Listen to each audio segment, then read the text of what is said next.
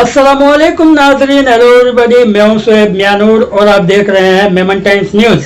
मुंबई के वाल्केश्वर वर्षा bungalow CM आवास पर आज तारीख 1 मई 2024 को all India Memon Jamat federation और मुंबई के मशहूर और मारूफ शख्सियत मुस्लिम समाज की आज महाराष्ट्र के सीएम एकनाथ शिंदे के साथ मुलाकात हुई, जिसमें मेमन समाज के साथ साथ हिंदू व्यापारी, बिजनेसमैन और मुस्लिम समाज के नुमाइंदे मौजूद रहे, जिसमें all India Memon Jamat federation के president Iqbal Memon officer, world Memon organisation के India chapter president Haseen Agari, सूरत के डायमंड मर्चेंट लौजी भाई बादशाह, अनिल भाई बगदाना, केपी ग्रुप के फारूक भाई पटेल, अफरोज भाई हसन फट्टा, all India Memon Jamat federation के वाइस प्रेसिडेंट फरीद नूरी जरीवाला, सेक्रेटरी अब्दुल अजीज भाई मच्छीवाला, जॉइंट सेक्रेटरी यूसुफ भाई मलकानी, लेडीज विंग के चेयरपर्सन रजिया भाई चश्मावाला, मालेगांव मेमन जमात के प्रेसिडेंट शरीफ भाई जुनानी, साजिद भाई बुरा, सरफराज आरजू, all India Memon Jamat federation के यूथ विंग के चेयरमैन इमरान फ्रूटवाला के साथ साथ 109 लोग वहां मौजूद रहे। मीटिंग की शुरुआत में all India Memon Jamat federation के यूथ विंग चेयरमैन इमरान फ्रूटवाला ने मेमन समाज और मुस्लिम समाज के बारे में जानकारी देते हुए बताया कि all India Memon Jamat federation के प्रेसिडेंट इकबाल मेमन ऑफिसर 550 मेमन जमात के साथ साथ 15 लाख मेमन बिरादरी के लिए रहबर कौम है और यूथ विंग भी आगे बढ़कर सराहना काम करती है। मेमन समाज हर साल 10 अप्रैल को वर्ल्ड मेमन डे मनाता है और गरीबों की ईद से वर्ल्ड मेमन डे को जाना जाता है। वहीं इकबाल मेमन ऑफिसर ने अपनी बात करते हुए सीएम एकनाथ शिंदे को बताया कि आज महाराष्ट्र डे है और हम लोग ढेर सारी मुबारकबादी देते हैं और हम ये चाहते हैं कि महाराष्ट्र को दंगा मुक्त महाराष्ट्र बनाया जाए और हम मेमन समाज को गुटखा फ्री और तलाक फ्री बनाने की एक मुहिम all India Memon Jamat federation की तरफ से कर रहे हैं। साथ में इकबाल मेमन ऑफिसर ने बताया कि हम चाहते हैं कि मुंबई में सरकार की खाली जगह कॉलेज बनाने के लिए मुहैया कराई जाए ताकि हम एक अच्छा कॉलेज बना सके।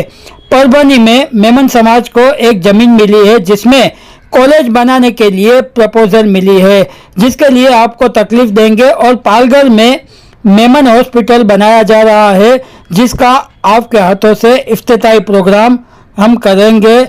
इसके लिए हम आपको इनविटेशन भी दे रहे हैं। वहीं रजिया भाई चश्मावाला ने सीएम एकनाथ शिंदे की कार्यकिर्दी पर रोशनी डाली। वहीं सरफराज आरजू ने भी अपनी राय देते हुए बताया कि मुंबई में आईटी और उर्दू घर की रुकावटों को जल्द से जल्द सुलझाया जाए।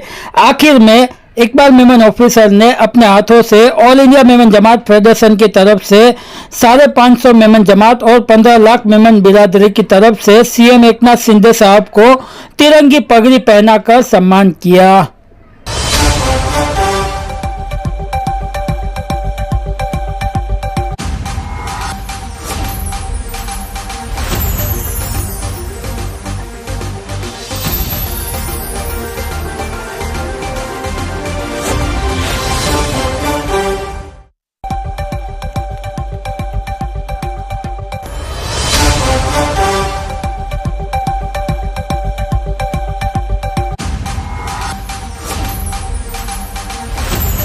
तो आज महाराष्ट्र डे है, उसकी शुभेच्छा हमने दिया और हम लोगों को जो तकलीफ थी मेमन बिरादरी को, जो महाराष्ट्र के अंदर छोटे छोटे गांव के अंदर हमारी मेमन बिरादरी की दुकानें हैं, जो मेहनत करके 10 साल 15 साल 20 साल के अंदर खून पसीने की कमाई करके वो आगे बढ़ते हैं और एक दिन हंगामा होता है और राइट्स होते हैं और उसके बाद वो तबाह और बर्बाद हो जाते हैं और रोड पे आ जाते हैं। उनको हमने कहा कि डिक्लेयर कीजिए आप कि महाराष्ट्र को दंगा फ्री हम राज्य बनाएंगे। उन्होंने एक्सेप्ट किया और वो ऐलान भी करेंगे बताया और उन्होंने बताया कि हमने इसके पहले कुछ लोग हरकत करने वाले थे दंगा करने की, उसको हमने रोका। दूसरा, मौलाना आजाद का फंड इन्होंने बढ़ाया, मगर हमने कहा कि उसके शराइत को जो है वो आसान किया जाए कि आम लोगों को उसके जो फंड वगैरह है वो मिलते नहीं है।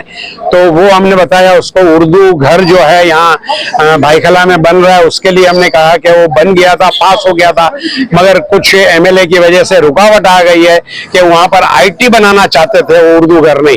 तो इनको हमने बताया कि वो आईटी भी बनाइए आप, ताकि वो मुस्लिम इलाका है, लोग फायदा उठाएंगे।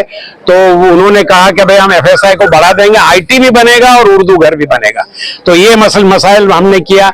एक आईटी 10 साल से हमारे 14 साल से बंद पड़ी हुई है, और बिल्डिंग भी बनने के पहले खस्ताहाल हो रही है, और कोई काम काज वहां पर नहीं हो रहा है।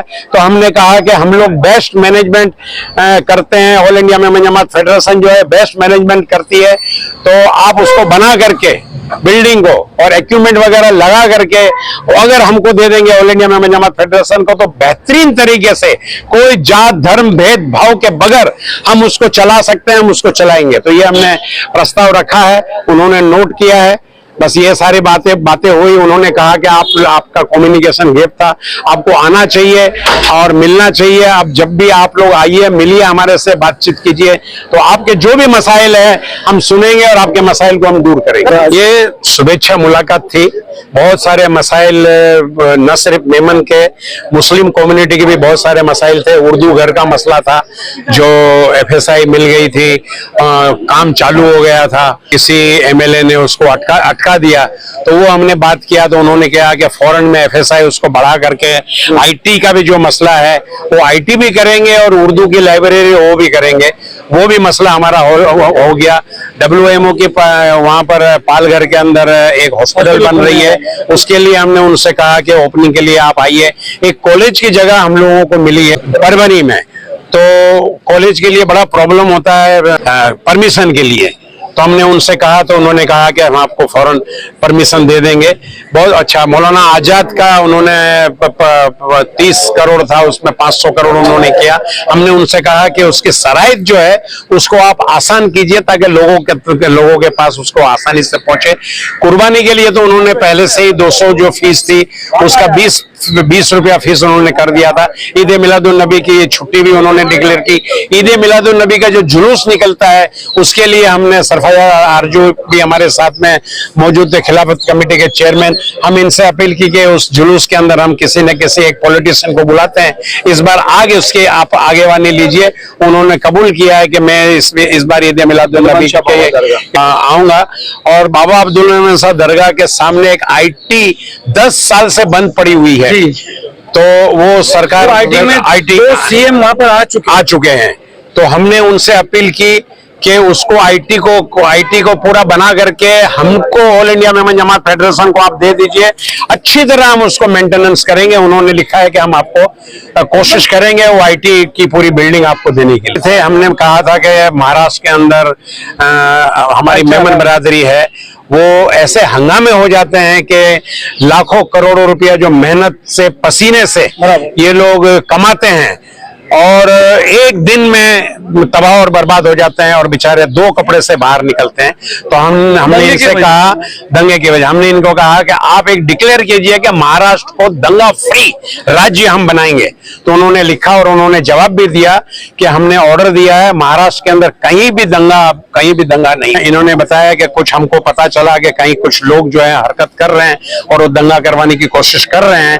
तो हमने डीजी वगैरह को बुला करके सख्त इंस्ट्रक्शन दिया कि कहीं भी दंगे नहीं होने चाहिए। अब वो महाराष्ट्र दंगा फ्री का हमने जो इनको एक फॉर्मूला दिया है वो अगर ऐलान करे तो बहुत बड़ी एक अच्छी चीज हो जाएगी। पुलिस भी अलर्ट हो जाएगी और दूसरे लोग भी जो ये सारी चीजें करते हैं वो भी अलर्ट हो जाएंगे। आज हम लोग आए हैं महाराष्ट्र डे की शुभेच्छा देने के लिए। देखो, आज ये meeting all India Memon Jamat federation की हमारे प्रेसिडेंट इकबाल साहब ने ऑर्गेनाइज की थी। अल्हम्दुलिल्लाह it was a very fruitful meeting. बहुत अच्छा लगा। सीएम ने बहुत अच्छे से हम लोगों को सुना, सारी प्रॉब्लम जो इकबाल भाई ने बताया वो सारी प्रॉब्लम सुनी और उन्होंने उसका रास्ता भी निकाला और उन्होंने नोट कर लिया हर चीज। और इंशाल्लाह उम्मीद है कि this CM is really going to work hard for us. All Memon organisation कैसे क्या करेगी आपको इस इलेक्शन में, आपका क्या role? We are a non charitable organisation, तो हम किसी को भी कोई भी वोटिंग के लिए किसी को भी हम वो नहीं करते। All are welcome to meet us और जिसको वोट देना है वो अपने हिसाब से देंगे। We are not going to force any of our people कि आप इसको वोट दो। हर एक इलाके के अलग अलग कैंडिडेट्स है, अलग अलग पार्टीज है, उनको जिनको वोट देना है वो दे। काम कर रहे हैं। पहली बार ऐसा लगा कि कोई सीएम आया जो हमारी फरियाद सुन रहा है। सम्मान मिला के बुलाया माशाल्लाह, मुझे मदद के साथ में, लेकिन उन्होंने आज कंफर्म किया, ये मेरी बड़ी खुशनसीबी है और मैं इसके लिए बहुत खुश हूँ। Thank you. हमारी और भी खबरें देखने के लिए हमारी न्यूज़ चैनल को सब्सक्राइब करें, हमारी न्यूज़ को शेयर करें, लाइक करें और देखते रहिए मेमन टाइम्स न्यूज़। अल्लाह हाफिज, शब्बा खैर। आइन आ रही आयो मेमन कौम जी खबरों जी चैनल एतरे मेमन टाइम्स न्यूज़।